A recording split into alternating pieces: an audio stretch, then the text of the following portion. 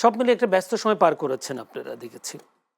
কিন্তু এর মধ্যে এই কয়েকদিনের মধ্যে বেশ কয়েকটি ঘটনা দেশকে অনেকটা অস্থিতিশীল করছে বলে রাজনৈতিক দলদের মুখ দিয়ে তাদের বক্তব্যগুলো উঠে আসছে, এবং তারা বলছেন কেউ কেউ নির্বাচন পেছানোর ষড়যন্ত্র করছেন, এরকম বক্তব্যগুলো উঠে আসছে।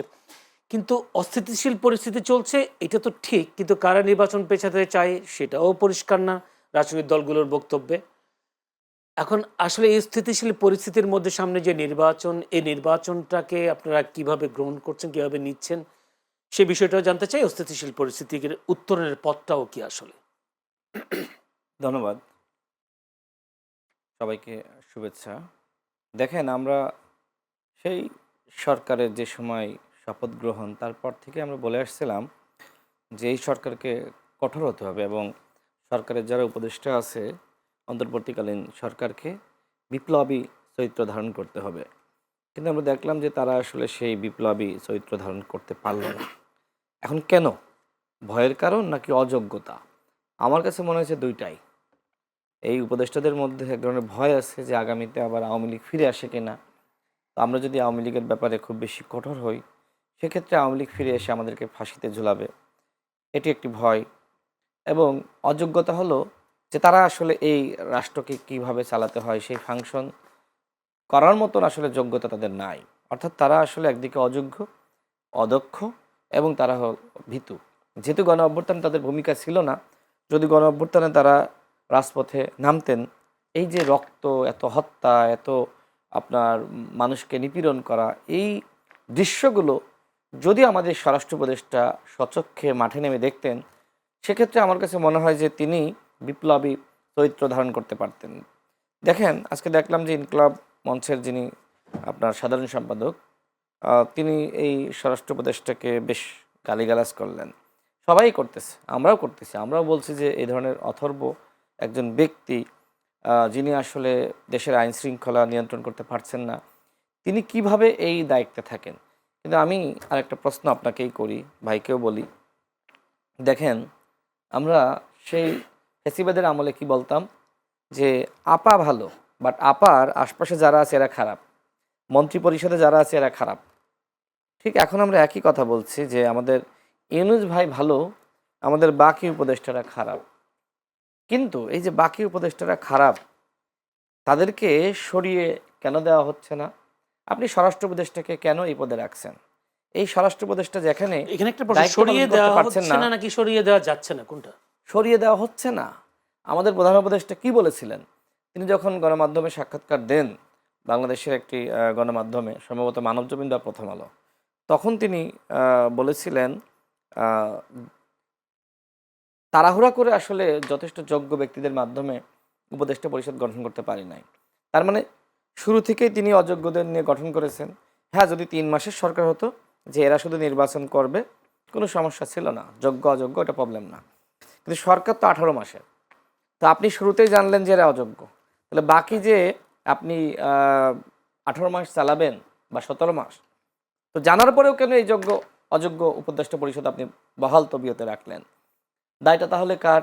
এখন আর আমি বলবো না যে আমাদের হাসিনা আপা সবসময় ভালো ছিল, আওয়ামী লীগ যেটা বলতো যে আপা তো ভালো, বাট আপার আশপাশে ভাইয়ারা খারাপ, মানে মন্ত্রী পরিষদে যারা আছে।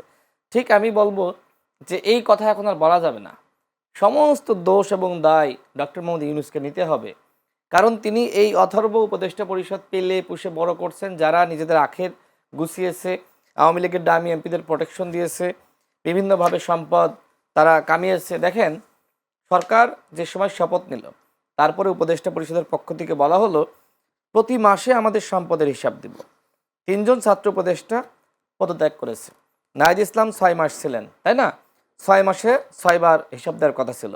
আসিফ মাহমুদ, মাহফুজ আলম, তারা মোটামুটি আপনার 15-16 মাস, তারা 16 মাসে 16 বার হিসাব দিতে পারতেন, হিসাব তো দেননি। হ্যাঁ, শেষ সময়ে তাদের একটা কাজের ফিরিস্তি তুলে ধরেছেন, যে এইটা তো জনগণ তাদের কাছ থেকে প্রত্যাশা করে নাই। এবং তাদের বিরুদ্ধে শত শত অভিযোগ, মিডিয়া সংস্কার করতে পারে নাই, স্থানীয় সরকার মন্ত্রণালয় এটা ভালোভাবে চালাতে পারে নাই, সেখানে নানান ধরনের অভিযোগ অনুযোগ আছে, সেগুলো আমি না বলি। বিপ্লবের যে স্পিরিট, এটা এক ধরনের নষ্ট হয়ে গেছে। অর্থাৎ মাঝখানে কি হয়েছে? মাঝখানে 2000 শহীদ, 30,000 আহত যোদ্ধা, হাসিনার পতন হয়েছে। হাসিনার পরে মাঝখানে আরেকটি ওই আওয়ামী লীগের যে ধরনের সরকার যেভাবে তারা রাষ্ট্র চালিয়েছে ওর থেকে কিছুটা ভালো সরকার আমরা পেয়েছি, কিন্তু জনগণের প্রত্যাশা ছিল যে একদম আমূল পরিবর্তন, সেই আমূল পরিবর্তনটা হচ্ছে না। এবং এই যে হচ্ছে না, হলো না, স্বপ্ন দেখাইলেন বিচার সংস্কার নির্বাচন। আমাদের ইউনূস স্যার তো দেশের বাইরে গিয়ে বললেন যে বাংলাদেশে একটি মাত্র দল ছাড়া কেউ নির্বাচন চায় না। তার মানে তিনি শুরুতে স্বপ্ন দেখিয়েছিলেন যে আমি নির্বাচনের আগে সংস্কার করব, বিচার করব এবং বিশাল নির্বাচন করব। তো কি হইল? এখন তো দিন আমি একটু শেষ করি। দেখেন, আমি একদম শুরুতে সম্ভবত 8 আগস্ট বা 7 আগস্ট বলেছিলাম যাদেরকে নিয়ে উপদেষ্টা পরিষদ গঠন হচ্ছে, যাদের নাম আমরা শুনছি, তারা আসলে 3 মাসের বেশি তাদেরকে সময় দিলে ভুল হবে। অর্থাৎ তারা এই সংস্কারের সও বোঝে না, বিচারের বও বোঝে না। তারা শুধু নির্বাচনটা দিয়ে যাক, আমরা সহযোগিতা করি। 3 মাস সময় তাদের, কি হলো? তারা তো ওই বাকি সময় তো তারা ওই ভাগযোগ করে খাইছে, তাই না? তার মানে এখন সবাই নির্বাচনের কথা বলছে না, আমরা নির্বাচনের জন্য মুখিয়ে আছি। আপনার কি সংস্কারের কোনো আলাপ আছে কোথাও? এই যে আমাদের উসমান হাদি ভাই, তিনি হত্যাকাণ্ডের শিকার হলেন, এরপরে কি হলো? এরপরে আমরা শুধু এই হত্যাকাণ্ডের প্রতিবাদের দাবিতে রাস্তায় নামলাম। সামনে হয়তো আমাকে হত্যা করা হবে বা আমার সানি ভাইকে হত্যা করা হবে। এরপরে কি হবে?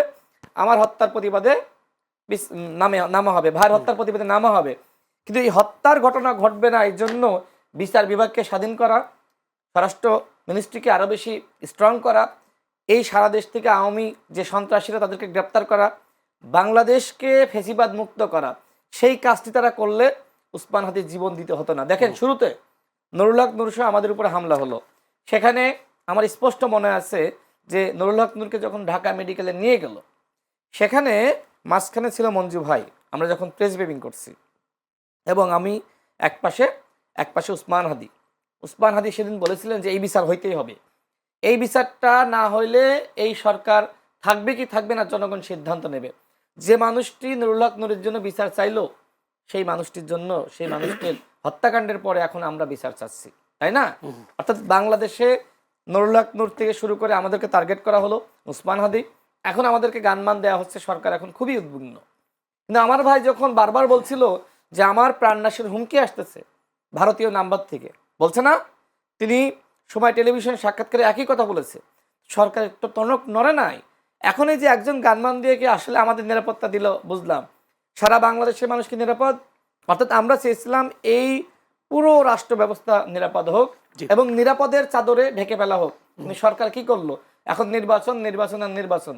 অর্থাৎ তারপরেও আমি যেটি বলতে চাই, সংস্কার তো পারে নাই, বিচারও পারবে না।